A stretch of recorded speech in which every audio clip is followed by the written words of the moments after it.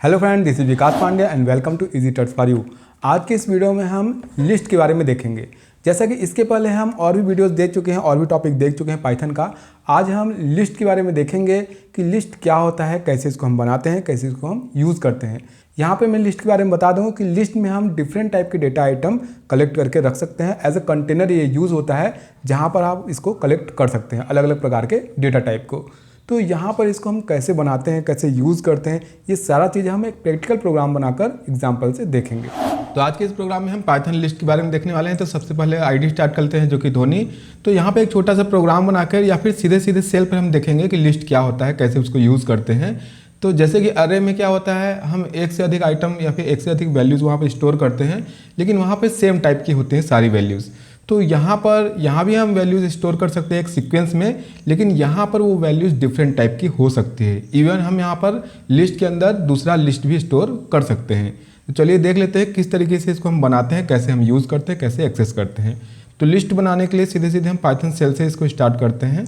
यहाँ पे देखते हैं बहुत ईजी है लिस्ट वेरिएबल बनाना, ये बिल्ट इन डेटा टाइप है।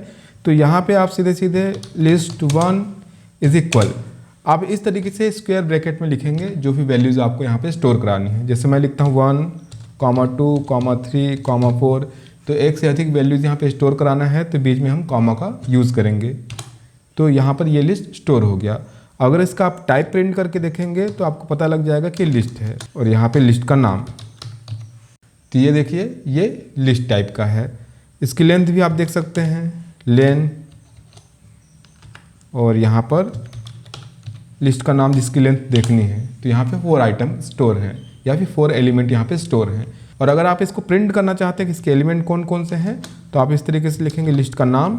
तो आप इस तरीके से कोई भी आइटम स्टोर कराने के लिए लिस्ट में स्क्वायर ब्रैकेट का यूज़ करेंगे और कॉमा लगाकर वहाँ पे आइटम एक से अधिक स्टोर कर सकते हैं। ये अलग अलग टाइप के भी हो सकते हैं। तो एक मैं दूसरा लिस्ट बना लेता हूँ, यहाँ पे लिस्ट 2, और यहाँ पे फिर से स्टोर कराते हैं 1, 2, 3। स्ट्रिंग भी स्टोर करा लेते हैं यहाँ पर, नेम, फ्लोट वैल्यू यहाँ पे स्टोर करा लेते हैं 20.5।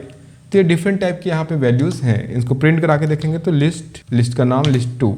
तो ये सारे आइटम्स यहाँ पे स्क्रीन पे दिखाई दे रहे हैं। स्क्रीन क्लियर कर लेते हैं यहाँ पर। इसी तरीके से अगर हम चाहें तो एम्प्टी लिस्ट भी बना सकते हैं जहाँ पे कोई आइटम या फिर कोई वैल्यूज़ यहाँ पर ना हो। तो ये एम्प्टी लिस्ट हुआ। आप इसको प्रिंट करके देखेंगे तो ये पूरी तरह से एम्प्टी है, इसमें कोई भी आइटम या फिर कोई भी एलिमेंट स्टोर नहीं हुआ है।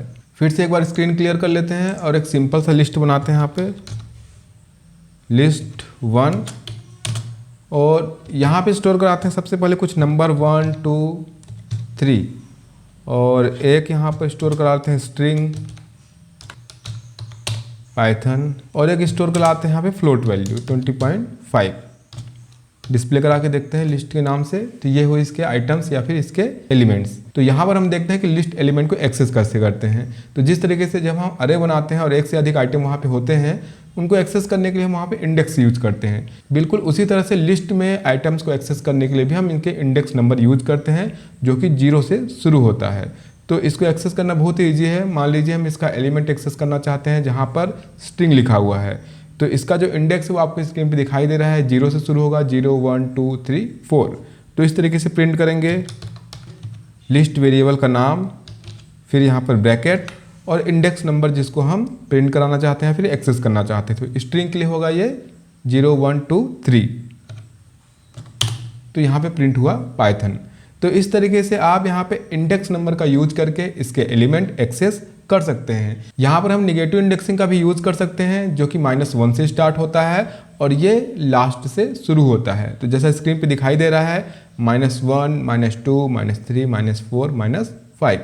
तो इस तरीके से हम निगेटिव इंडेक्सिंग का भी यूज कर सकते हैं। यहाँ पर हमको 2 प्रिंट करना है निगेटिव इंडेक्सिंग का यूज करके, तो लिखेंगे लिस्ट 1, और यहाँ पे 2 के लिए होगा ये -1, -2, -3,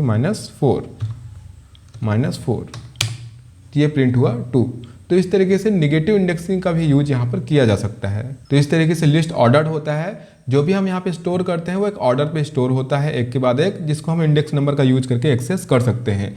ये म्यूटेबल होता है, मीन्स आप इसको एक बार बनाने के बाद मॉडिफाई कर सकते हैं। जैसे अगर हमने जो अभी लिस्ट बनाया हुआ है इसका हम देख लेते हैं यूनिक आईडी लिस्ट 1। तो ये हुआ इसका यूनिक आईडी। अब इसको मॉडिफाई भी कर सकते हैं बनाने के बाद। हमने यहाँ पे वैल्यूज स्टोर कराए हुए हैं, तो ऑलरेडी स्टोर्ड वैल्यू को अगर हम मॉडिफाई करना चाहते हैं तो इंडेक्स नंबर का यूज करके इस तरह से कर सकते हैं हम। लिस्ट का नाम लिस्ट 1, इंडेक्स नंबर यहाँ पर जहाँ पे 2 लिखा हुआ है वहाँ पे मैं चेंज करना चाहता हूँ 100, तो उसका इंडेक्स नंबर यहाँ पर है 1।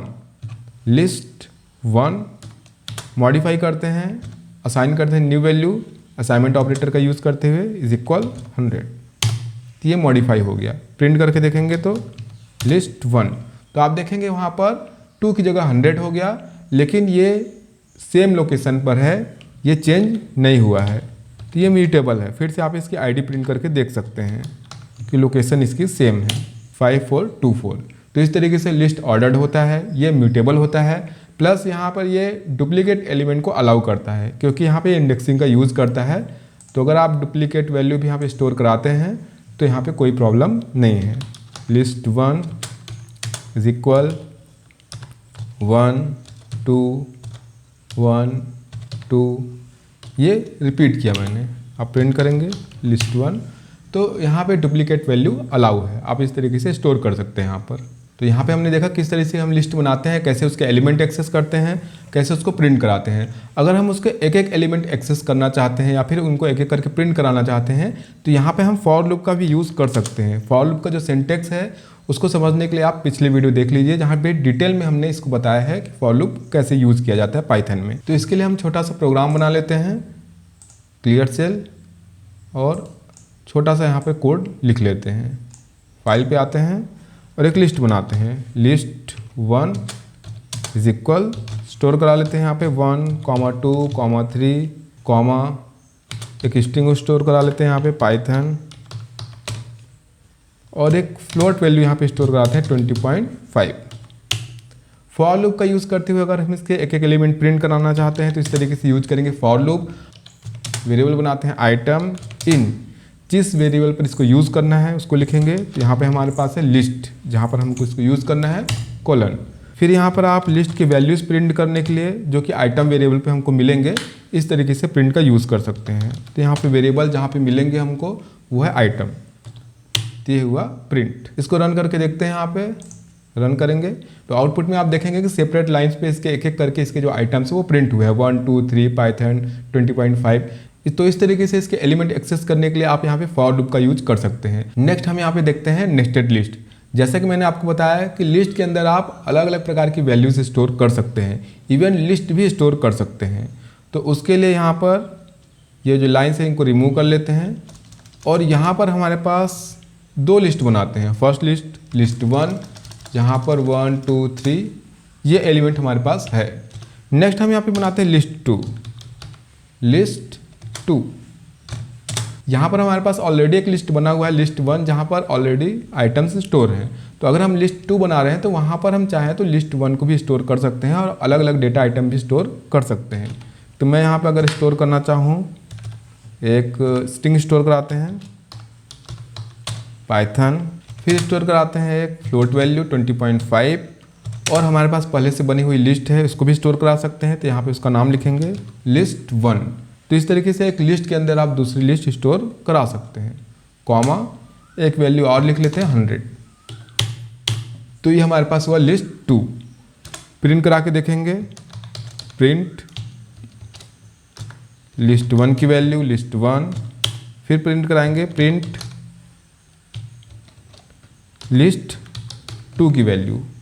रन करा के देखते हैं इसको, थोड़ा सा स्पेस बना लेते हैं यहाँ पर। तो आप देखेंगे फर्स्ट लिस्ट यहाँ पे प्रिंट हुआ है 1 2 3 और सेकंड लिस्ट में हमारे पास है पाइथन 20.5 और लिस्ट के अंदर फिर दूसरा लिस्ट है जिसमें 1 2 3 ऑलरेडी स्टोर है और फिर इसके बाद 100।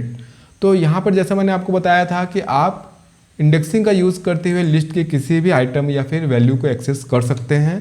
तो वो हमने देखा था सिंगल लिस्ट के लिए या फिर एक सिंपल लिस्ट के लिए। तो वहाँ पर हम इस तरीके से उसका इंडेक्स नंबर लिखते हैं, जैसे प्रिंट, और यहाँ पर लिस्ट 1 के लिए हम कुछ प्रिंट करना चाहते हैं, उसकी जो भी वैल्यू लिस्ट 1 कॉमा, यहाँ पर इसकी सेकेंड वैल्यू प्रिंट करना चाहते हैं तो इंडेक्स नंबर का यूज करेंगे लिस्ट 1 और इंडेक्स है यहाँ पर 1। फिर से रन करेंगे, तो इस तरीके से लिस्ट 1 का जो वैल्यू है वो यहाँ पर प्रिंट हो रहा है। लेकिन अगर हम नेस्टेड लिस्ट की बात करें, हमारे पास नेस्टेड लिस्ट में पाइथन 20.5 और ऑलरेडी जो पहले से स्टोर है वहाँ पे लिस्ट 1 है। तो नेस्टेड लिस्ट के आइटम को हम किस तरीके से यहाँ पर एक्सेस कर सकते हैं, जैसा कि जब हम 2 डायमेंशनल अरे बनाते हैं तो वहाँ पर सेकंड सबस्क्रिप्ट का यूज़ करते हैं एलिमेंट को एक्सेस करने के लिए। तो वैसे ही जब यहाँ पे नेस्टेड एलिमेंट की बात आती है तो यहाँ पर हमको दूसरा सबस्क्रिप्ट यूज़ करना पड़ता है उसके लिए। तो यहाँ पे लिखेंगे प्रिंट और लिस्ट 2 से हम इसको एक्सेस करने की कोशिश करते हैं, लिस्ट 2। और यहाँ पर भी अगर हमको कोई भी आइटम स्टोर करना है तो सिंपल वहाँ पर इंडेक्स नंबर लिखेंगे। जैसे इस लिस्ट के अंदर फर्स्ट लिस्ट स्टोर है तो डायरेक्ट उसको एक्सेस करना चाहते हैं तो उसका इंडेक्स नंबर लिखेंगे, लिस्ट 2। और लिस्ट है यहाँ पर लिस्ट 2, उसका इंडेक्स नंबर है यहाँ पर 2। रन कराएंगे प्रोग्राम तो यहाँ पर आप देखेंगे लिस्ट 2 के अंदर जो पहला लिस्ट है उसके आइटम यहाँ पे प्रिंट हो रहे हैं। लेकिन यहाँ पे नेस्टेड लिस्ट के आइटम कैसे एक्सेस कर सकते हैं, तो यहाँ पर लिस्ट 2 पर स्टोर है लिस्ट 1, तो लिस्ट 2 से ही हम लिस्ट 1 के जो एलिमेंट है कैसे एक्सेस करेंगे, तो यहाँ पर हम सेकंड सबस्क्रिप्ट का यूज़ करेंगे उसके लिए। फिर अगर वो नेस्टेड लिस्ट है तो उसके भी वैल्यूज़ यहाँ पर एक्सेस करने के लिए उसका पर्टिकुलर इंडेक्स नंबर देना होगा। जैसे यहाँ पर हमको एक्सेस करना है 3 तो उसका इंडेक्स नंबर है यहाँ पर 0 1 2, तो हम यहाँ पे फिर से लिखेंगे 2, सेकंड सबस्क्रिप्ट का यूज़ करेंगे। तो यहाँ पे पर्टिकुलर जो हमारे पास नेस्टेड लिस्ट है उसके आइटम यहाँ पे एक्सेस होंगे, वो प्रिंट होगा। तो यहाँ पे देखिए लिस्ट 2 पर हमने यहाँ पर लिस्ट 1 के एलिमेंट एक्सेस किए हैं जो कि एक नेस्टेड लिस्ट है। तो यहाँ पर हमने बिल्कुल इंट्रोडक्शन देखा है लिस्ट का। आगे हम लिस्ट पे किए जाने वाले कुछ बेसिक ऑपरेशंस हैं, मेथड्स हैं, फंक्शन हैं, उनके बारे में देखेंगे। तो आज की इस वीडियो में हमने लिस्ट के बारे में देखा। इसी तरह से हम और भी इंपॉर्टेंट वीडियो देखेंगे। आज के लिए इतना ही, मिलते हैं नेक्स्ट वीडियो में, तब तक के लिए बाय।